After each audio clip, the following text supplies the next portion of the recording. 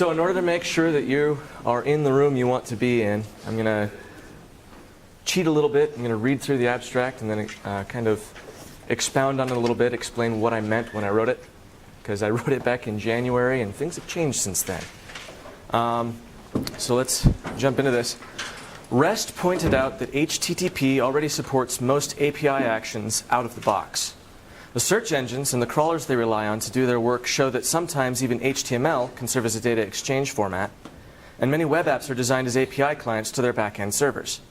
This talk explores how, to paraphrase Shakespeare, all the web's an API, and how to use that to your advantage when designing and building your own projects. So what the heck does that actually mean? There's a lot of words there, but basically, when we started using REST for APIs, we started to realize HTTP gives us a lot of things that we use in our APIs already. Why don't we just use HTTP without all these extra layers of SOAP and WSDL and so on and so forth? And then we've been using that to be able to build our web applications so that you have your front end completely separate from your back end, and they talk to each other via an API. However, we often overlook that websites themselves are a source of data, and that HTML is a valid encoding for that data, so we can actually pull data from websites without a formally defined API, much the same way that with REST we could use HTTP without a more formally defined protocol. So I'm going to explore a little bit how scraping is actually a form of API and how to take advantage of that both on the client side and on the data source side of things.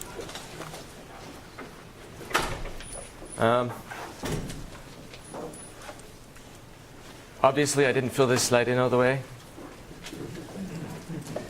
I worked for a company called Netmark for a while. They are an internet marketing firm, and one of the projects they had me working on was a massive API gateway system that would go out and talk to many different APIs.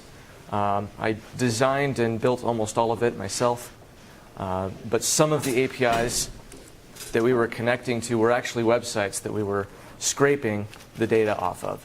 And so I've got a little bit more experience than I'd like with that particular aspect of treating the web as an API.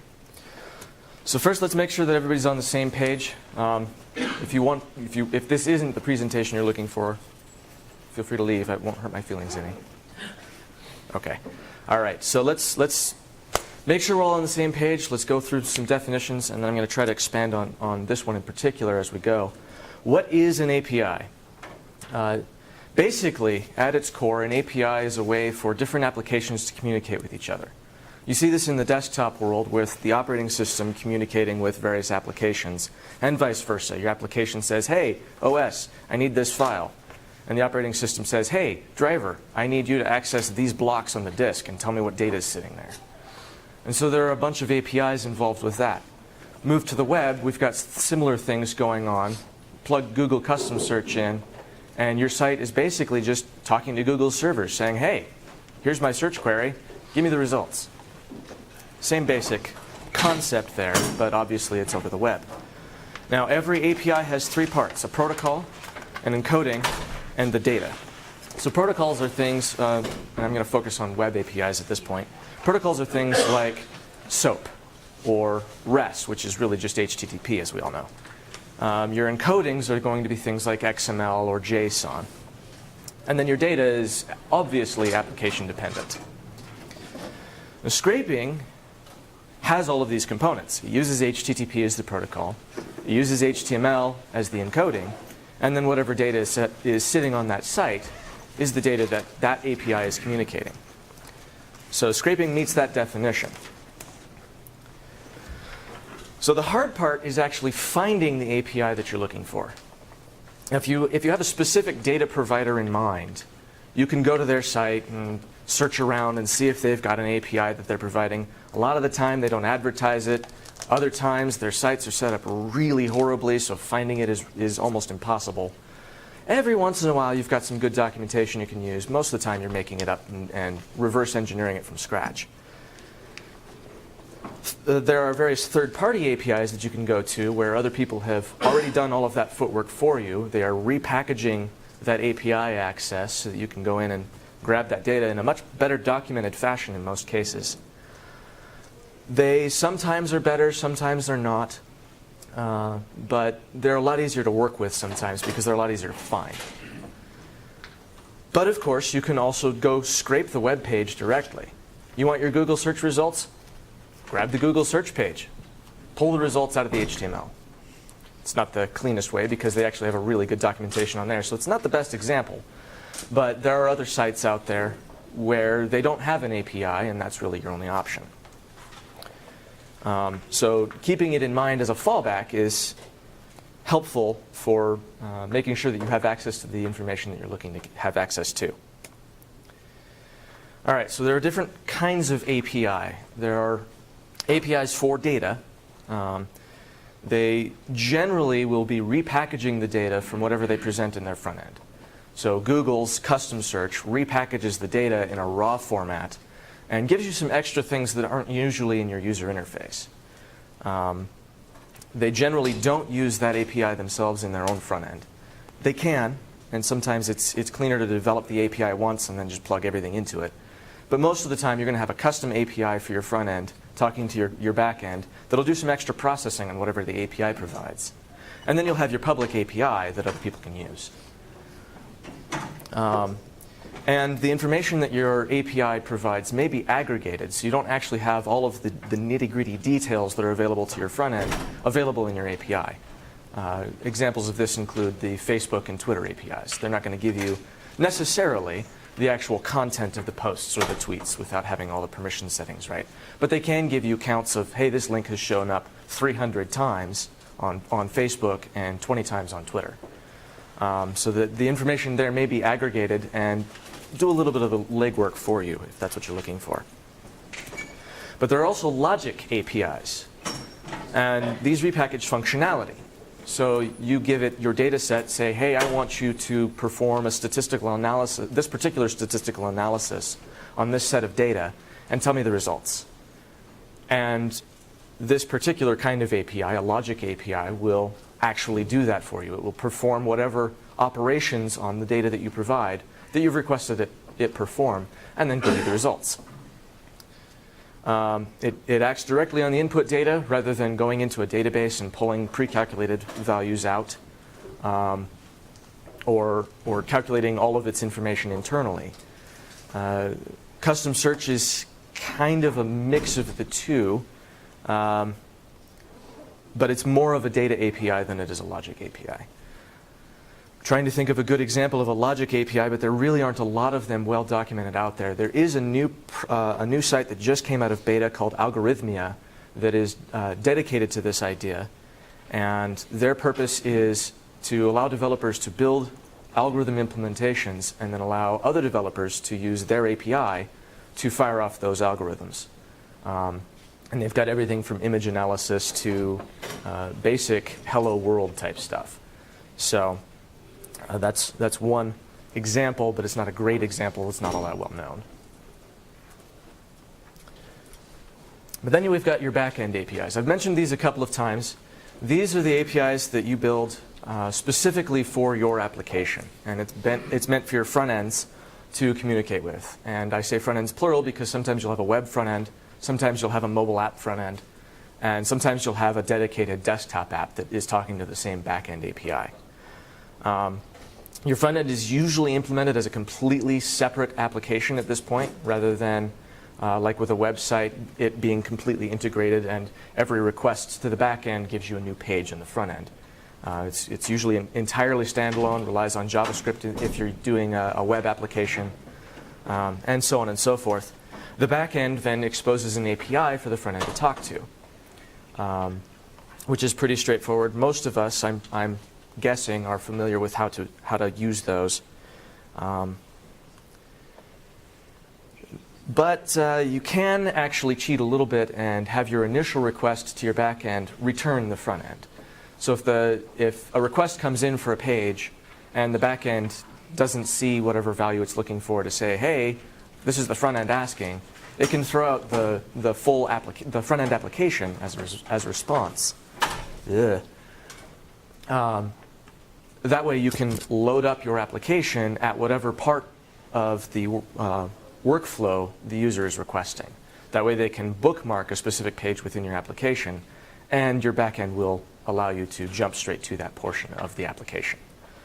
That's a little bit superfluous to this, but it's kind of important to keep in mind for working with actually scraping information, because it can actually pop you into that part of the application, and then you can scrape the data from there. So, using HTML APIs. Search engines have been doing this for at least as long as Google has been around. For a while, search engines were, you have a website, you tell us that it exists, we'll drop it into our database, and if you pay us a little bit of money, we'll boost your results. Google wasn't the only, but it was one of the first that said, why don't we do this a little differently and let the content speak for itself? And so most search engines today actually work in the fashion of going out and finding sites on the web. Usually they have a seed that they start from, because you've got to start from somewhere. And they follow all of the links on the page. But in order to do that, they have to request the page. They have to parse the content and pull out the relevant data. In this case, links and content. And then they analyze the content to see, okay, what kind of search terms should we link this page to, how strongly should it be linked, and so on and so forth. All of that's very complicated and beyond the scope of this particular presentation. But search engines have been using HTML as an API for decades. Some applications have been doing this as well, but it's generally frowned on for a number of reasons that I'll get to in a minute. And it doesn't necessarily have to be, and that's pretty much what I'm trying to get at here. But it does require a little bit of design on both ends in order to make it work well. Getting to the reasons that it's frowned on, there are some limitations with scraping. First, you have to find the information you're looking for, and usually there's absolutely no documentation. So you have to actually pull up the source of the page yourself, find the XPath or the CSS selector or whatever it is you're using for whatever framework you're parsing the data with, for the part of the page that the data you're interested in is sitting on.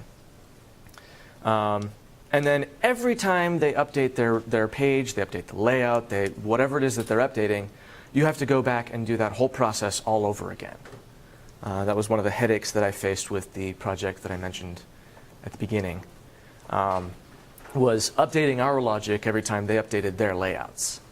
And it is very difficult to manage.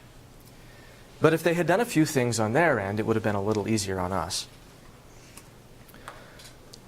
Apologize for the bad formatting on that. It wasn't that crappy before. So if you're using HTML on purpose to do this, you can actually, there are a couple of steps you can take to make your page easier to scrape and to make your job easier if you're scraping someone else's pages. If you're building it yourself, you can use the metadata tags to provide the information that people would be interested in scraping from your page. Then they just have to go into the head, grab the list of meta tags, filter it by whichever properties they're looking for, and they've got the values they want. So HTML has built in some of these assistants for making web pages into API sources. Now this is mostly because search engines have been using HTML as an API encoding for decades, like I said. And dropping things into metadata made it a lot easier for search engines to find, especially when they were working on much lower processing power than they have today. Those have fallen into a bit of disfavor because they've been abused heavily, and because the search engines are becoming more complicated and more able to quickly process the actual content of the page. So they're paying less attention to the metadata tags. But you can still use those for your own data, making it more accessible to developers who are attempting to pull that data down from your site. You can encourage naming stability so that you can, if you put an ID on an element and you don't change the name of that ID, or if you do change the name, you have some way of notifying developers, hey, we're going to change this, be ready for it. that makes it easier to find those elements on the page if they're looking for information that wouldn't be embedded in the metadata. So those are a couple of options that you can use to make it a little easier for people who are consuming your content to be able to find it.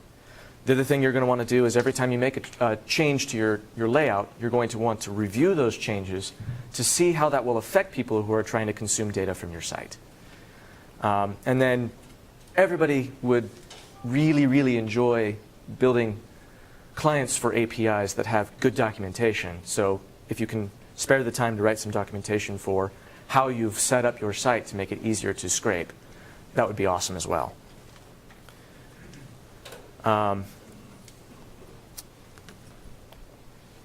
I went a lot faster than I anticipated. So I've run out of things to present. Does anybody have any questions, any feedback? We can get a discussion going. I'm good with that. Nothing. Go ahead. You have a site like, I think there's a site called marinetraffic.com. Okay. Where they charge you for using, they provide an API, but they charge you a fee. Mm-hmm. So how do you typically interact with those sites? Do you just pay the fee, or do you? Well, the company that I was working with at the time that I was building the gateway I mentioned at the beginning was all in favor of paying for APIs if they existed. And so we did that a lot. But if the cost was prohibitive or there just wasn't an API, in your example, it would be the cost is outside your price range. If the data is available on the front end, that's where scraping would come in really handy. But if the information isn't available outside of the API, your hands are kind of tied. So I would personally go with scraping on that because I have a budget of about $5. So. Is there any documentation, any kind of guidelines around how to make sites more easy to scrape, besides what you just talked about? I'm not aware of any standards. Because scraping is so frowned on, I don't know that there's really been a push for that. I can yeah, absolutely. I can look that up and let you know if you want to get with me after. So. You talked about basically if you're going to change your IDs, trying to find a way to notify the developers. Do you have a practical, scalable way to actually do that? Like Okay, I have subscribed to, if I can remember the name of it, there's a service, there are numerous services actually, but there's a service called, the company's API UX, I can't remember the name of the project that they've developed.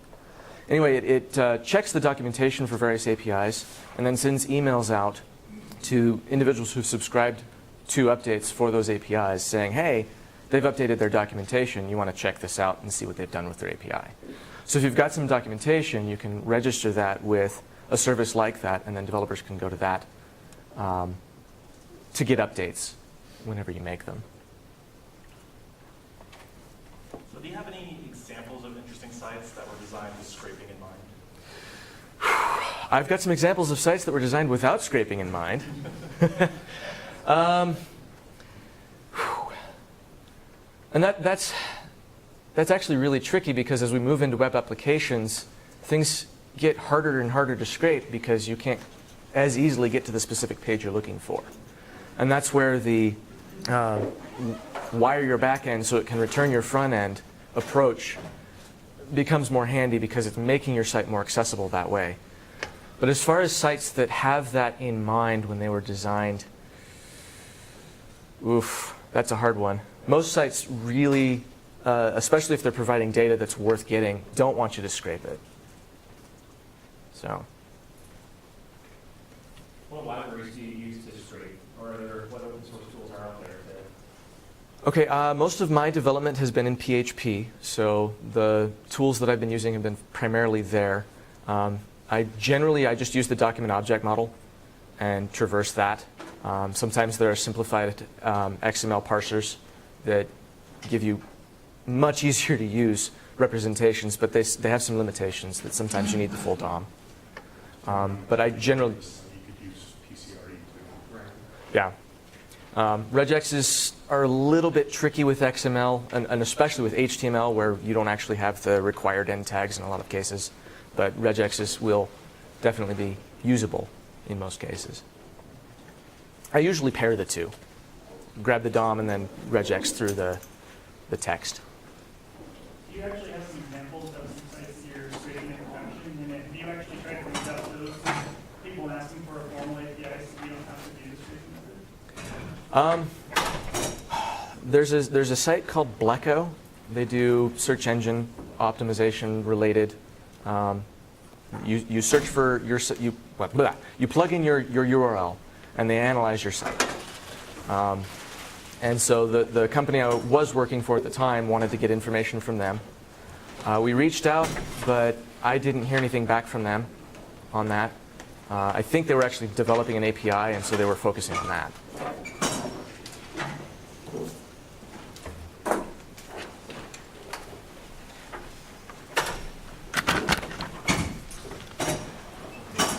Over here. Oh, sorry. Yeah. Any strategies, recommendations for certain sites that don't want you to strike them?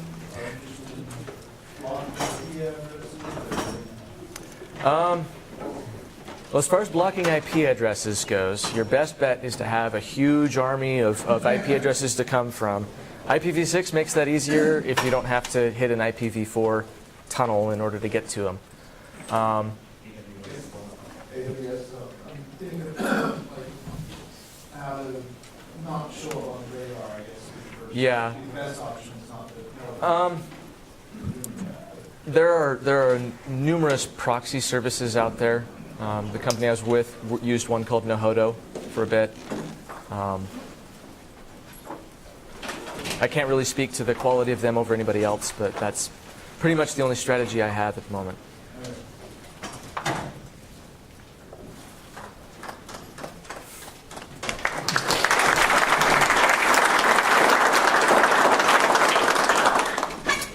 In case you want to contact me. Thank you guys for coming. We have another speaker coming in a couple minutes if you guys have time to stay.